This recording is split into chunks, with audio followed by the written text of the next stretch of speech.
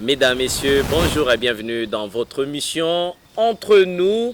Avec un nouveau numéro, nous recevons aujourd'hui Maître Francis Moulonda, jeune avocat de la province du Olomami.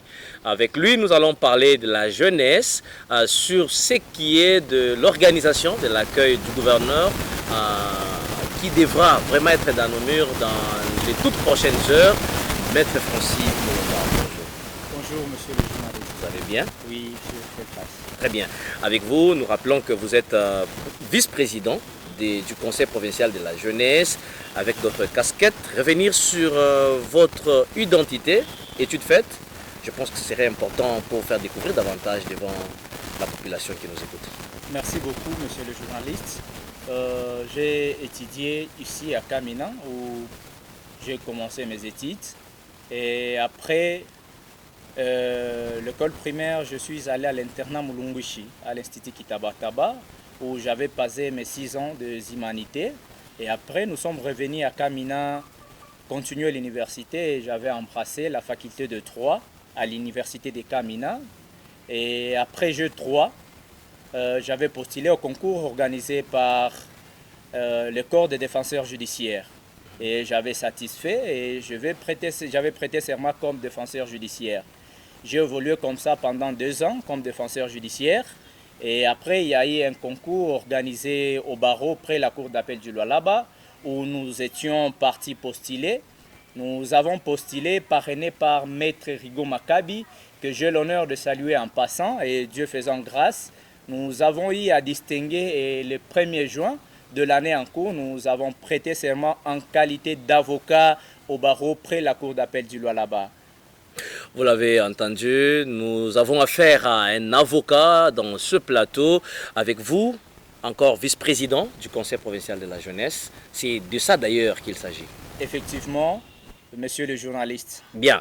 Et mesdames, messieurs, nous l'avons dit, aujourd'hui nous parlons de l'accueil du gouverneur de province. Vous le savez, depuis son élection, il est parti et maintenant il revient après investiture. Et donc, tout est mis en place pour que le gouverneur, dans les toutes prochaines heures, soit à Kamina. Vous, comme jeunesse, comment vous faites pour organiser son accueil?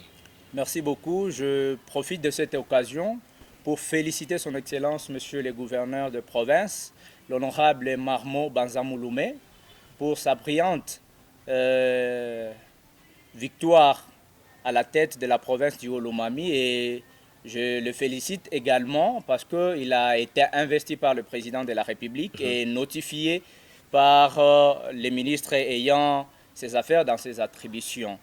Et j'en profite aussi de cette occasion pour annoncer que l'arrivée de son Excellence, Monsieur le gouverneur, à Kamina, dans sa province, c'est pour bientôt. Et au niveau de la jeunesse, nous travaillons avec les structures de jeunes et la jeunesse en général. Toutes les structures, les ONG et tout mouvement de jeunes, nous travaillons avec eux. Nous avons commencé des concertations il y a longtemps sur l'arrivée du gouverneur. C'est comme ça que nous avons concerté d'abord les leaders de jeunes, les leaders de structures de jeunes. Depuis la semaine passée, nous avions commencé à concerter les leaders de jeunes et jusque-là, nous continuons avec ce travail. Très bon président. Pour revenir, monsieur le vice-président du Conseil provincial de la jeunesse, cher maître, Conseil provincial de la jeunesse, une structure politique, apolitique, si pas, quel est le lien que le Conseil provincial de la jeunesse devra avoir avec les politiciens ou encore avec la politique? Avant tout, monsieur le journaliste, Oui.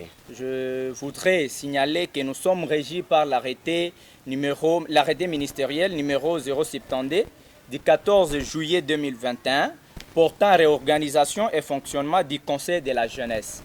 Et donc, pour répondre à votre question, la jeunesse est apolitique. Et quel est le lien avec le monde politique? Voilà, je l'ai dit tantôt que nous sommes régis par un arrêté ministériel. Et lorsque vous lisez l'article 1er, par rapport au lien que nous avons avec le gouvernement, les conseils provinciaux de la jeunesse au niveau de la province et au niveau national, les conseils nationaux de la jeunesse, nous sommes une seule structure d'encadrement des jeunes est donc une institution de l'État. Les rapports que nous avons avec les gouvernements, nous avons un rapport d'accompagnement.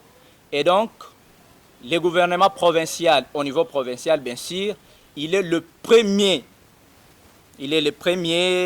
partenaire du Conseil provincial de la jeunesse. Et à notre tour, nous avons ce devoir d'accompagner les gouvernements provinciaux, bien sûr, au niveau provincial, et ça va mutandis mutandi au niveau national, tout comme au niveau provincial.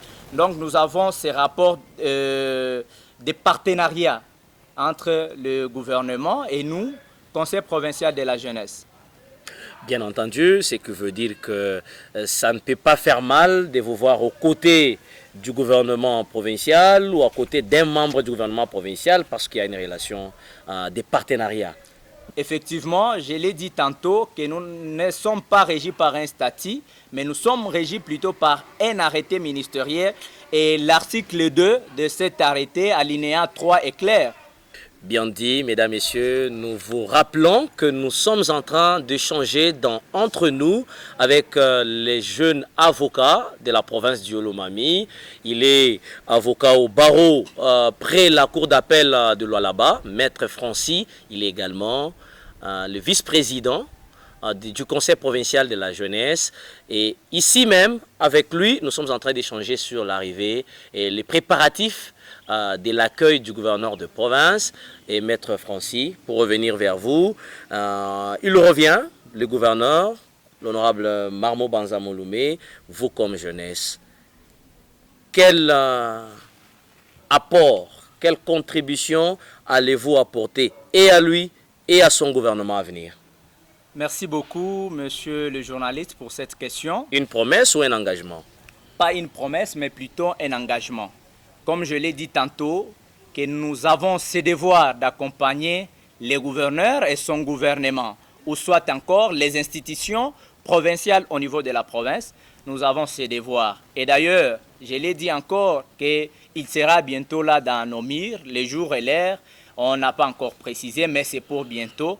La jeunesse travaille pour le réserver un accueil très chaleureux. Très chaleureux.